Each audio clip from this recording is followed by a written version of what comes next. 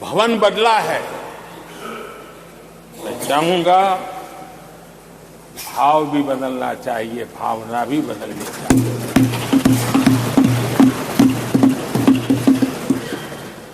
संसद राष्ट्र सेवा का सर्वोच्च स्थान है। ये संसद दलहित के लिए नहीं है। हमारे संविधान निर्माताओं ने इतनी पवित्र संस्था का निर्माण दलहित के लिए नहीं, सिर्फ और सिर्फ देश हित के लिए किया।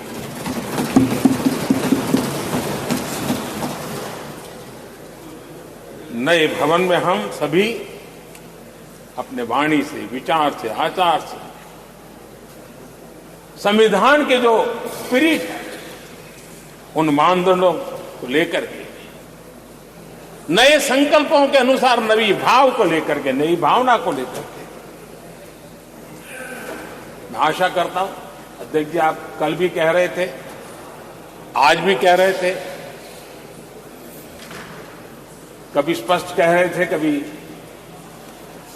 थोड़ा लपेट कर भी कह रहे थे, हम सांसदों के व्यवहार के संबंध में मैं मेरी तरफ से आपको आश्वासन देता हूं कि हमारा पूरा प्रयास रहेगा और मैं चाहूंगा कि सदन के नेता के नाते हम सभी सांसद आपकी आशा अपेक्षा में खरे उतरें, हम अनुशासन का पालन करें। देश हमें देखता है, आप जैसा दिशा निर्देश करें। लेकिन माननीय अध्यक्ष जी, अभी चुनाव तो दूर है और जितना समय हमारे पास बचा है इस पार्लियामेंट के, मैं पक्का मानता हूं कि यहां जो व्यवहार होगा ये निर्धारित करेगा कि कौन यहां बैठने के लिए व्यवहार करता है और कौन वहां बैठने के लिए व्यवहार करता है। जो वहां ही बैठे रहना चाहता है उसका व्यवहार क्या होगा, और जो यहां आकर के भविष्य में बैठना चाहता है उसका व्यवहार क्या होगा, इसका फर्क बिल्कुल आने वाले महीनों में देश देखेगा और उनके बर्ताव से पता चलेगा, ये मुझे पूरा विश्वास है। आदरणीय अध्यक्ष जी, हमारे यहां वेदों में कहा गया है, सम्यच्च सब्रता भूत्वा वाचम वदत भद्रया, अर्थात हम सब एक मत होकर, एक समान संकल्प लेकर कल्याणकारी सार्थक संवाद करें। यहां हमारे विचार अलग हो सकते हैं, विमर्श अलग हो सकते हैं, लेकिन हमारे संकल्प एकजुट ही होते हैं, एकजुट ही रहते हैं और इसलिए हमें उसकी एकजुटता के लिए भी भरपूर प्रयास करता रहना चाहिए। आदरणीय अध्यक्ष जी, हमारी संसद ने राष्ट्रहित के तमाम बड़े अवसरों पर ही इसी भावना से काम किया है। न कोई इधर का है न उधर का है, सब कोई राष्ट्र के लिए करते रहे। मुझे आशा है कि इस नई शुरुआत के साथ इस संवादीय के वातावरण में और इस संसद के पूरे डिबेट में हम उस भावना को जितनी ज्यादा मजबूत करेंगे, हमारी आने वाली पीढ़ियों को अवश्य हम प्रेरणा देंगे। संसदीय परंपराओं की जो लक्ष्मण रेखा है, उन लक्ष्मण रेखा का पालन हम सबको करना चाहिए और वो स्पीकर महोदय की अपेक्षा को हमें जरूर पूरा करने की कोशिश करनी चाहिए। आदरणीय अध्यक्ष जी, लोकतंत्र में राजनीति नीति और शक्ति का इस्तेमाल ये समाज में प्रभावी बदलाव का एक बहुत बड़ा माध्यम होता है। और इसलिए स्पेस हो या स्पोर्ट्स हो, स्टार्टअप्स हो या सेल्फ हेल्प ग्रुप हो, हर क्षेत्र में दुनिया भारतीय महिलाओं की ताकत देख रही है। G20 की अध्यक्षता, विमेन लेड डेवलपमेंट की चर्चा, आज दुनिया इसका स्वागत कर रही है, स्वीकार कर रही है। दुनिया समझ रही है कि सिर्फ महिलाओं के विकास की बात इनफ नहीं है। हमें मानव जाति की विकास यात्रा में उस नए पड़ाव को अगर प्राप्त करना है, राष्ट्र के विकास यात्रा में हमने नई मंजिलों को पाना है, तो ये आवश्यक है कि विमेन लेड डेवलपमेंट को हम बल दें। और G20 में भारत की इस बात को विश्व ने स्वीकार किया है। महिला सशक्तिकरण की हमारी हर योजना ने महिला नेतृत्व करने की दिशा में बहुत सार्थक कदम उठाए हैं। आर्थिक समावेश को ध्यान में रखते हुए जनधन योजना शुरू की। 50 करोड़ लाभार्थियों में से भी अधिकतम महिला बैंक अकाउंट के धारक बनी है। ये अपने आप में बहुत बड़ा परिवर्तन भी है, नया विश्वास देता है। जब मुद्रा योजना रखी, ये देश गर्व कर सकता है कि उसमें बिना बैंक गारंटी 10 लाख रुपए की लोन देने की योजना, और उसका लाभ पूरे देश में सबसे ज्यादा महिलाओं ने उठाया। महिला एंटरप्रेन्योर का एक पूरा वातावरण देश में नजर आया। पीएम आवास योजना, पक्के घर, ये भी उसकी रजिस्ट्री ज्यादातर महिलाओं के नाम हुई, महिलाओं का मालिकाना हक बना। आदरणीय अध्यक्ष जी, हर देश की विकास यात्रा में ऐसे माइलस्टोन आते हैं जब वो गर्व से कहता है कि आज के दिन हम सब ने नया इतिहास रचा है। ऐसे कुल पल जीवन में प्राप्त होते हैं।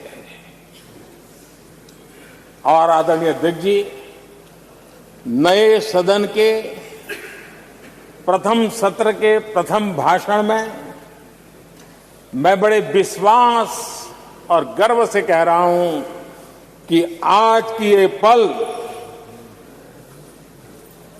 आज का ये दिवस, संवत्सरी हो, गणेश चतुर्थी हो, उससे भी आशीर्वाद प्राप्त करते हुए इतिहास में नाम दर्ज करने वाला समय है।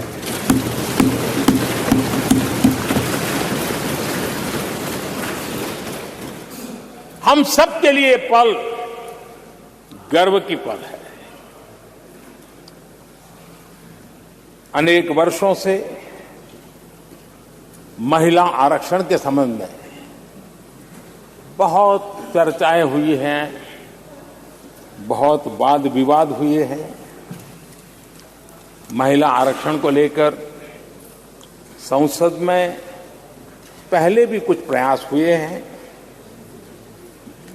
1996 में इससे जुड़ा बिल पहली बार पेश हुआ था।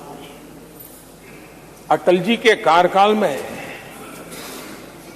कई बार महिला आरक्षण का बिल पेश किया गया कई बार, लेकिन उसे पार कराने के लिए आंकड़े नहीं जुटा पाए और उसके कारण वो सपना अधूरा रह गया। महिलाओं को अधिकार देने का, महिलाओं की शक्ति का उपयोग करने का वो काम, शायद ईश्वर ने ऐसे कई पवित्र काम के लिए मुझे चुना है।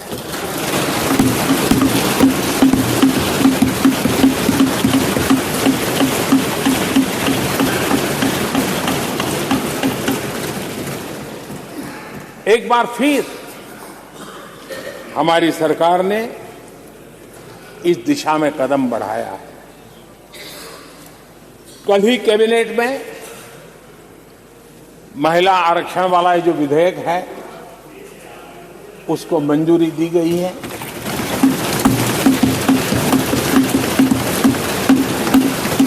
आज 19 सितंबर की ये तारीख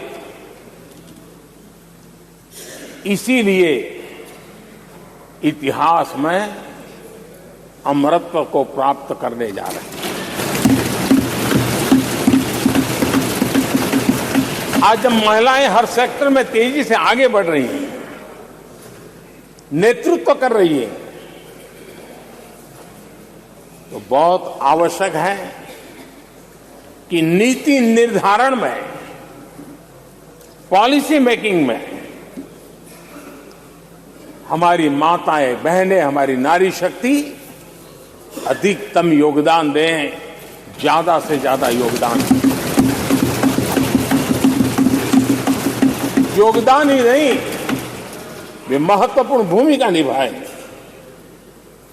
आज इस ऐतिहासिक मौके पर नए संसद भवन में सदन की पहली कार्यवाही के रूप में, उस कार्यवाही के अवसर पर देश के इस नए बदलाव का आह्वान किया है और देश की नारी शक्ति के लिए सभी सांसद मिलकर के नए प्रवेश द्वार खोल दें। इसका आरंभ हम इस महत्वपूर्ण निर्णय से करने जा रहे हैं। विमेन लेड डेवलपमेंट के अपने संकल्प को आगे बढ़ाते हुए हमारी सरकार आज एक प्रमुख संविधान संशोधन विधेयक प्रस्तुत कर रही है। इस विधेयक का लक्ष्य लोकसभा और विधानसभाओं में महिलाओं की भागीदारी का विस्तार करने का है। नारी शक्ति वंदन अधिनियम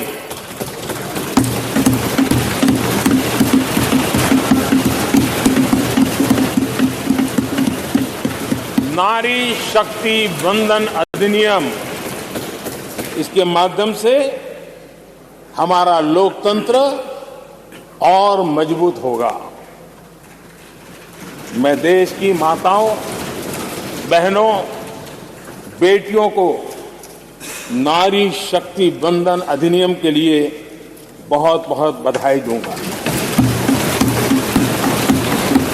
मैं सभी माताओं, बहनों, बेटियों को आश्वस्त करता हूं कि हम इस बिल को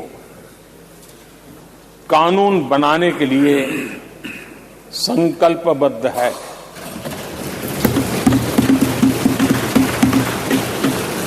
मैं इस सदन में सभी साथियों से आग्रहपूर्वक निवेदन करता हूं, आग्रह भी करता हूं, और जब एक पावन शुरुआत हो रही है, पावक विचार हमारे सामने आया है, तो सर्वसम्मति से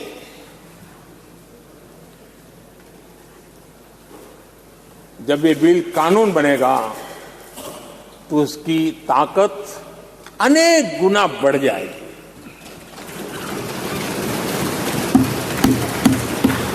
और इसलिए मैं सभी माननीय सांसदों से, दोनों सदन के सभी माननीय सांसदों से इसे सर्वसम्मति से पारित करने के लिए प्रार्थना करते हुए आपका आभार व्यक्त करता हूं कि इस नए सदन के प्रथम सत्र में मुझे आपने मेरी भावनाओं को व्यक्त करने का अवसर दिया। बहुत बहुत धन्यवाद।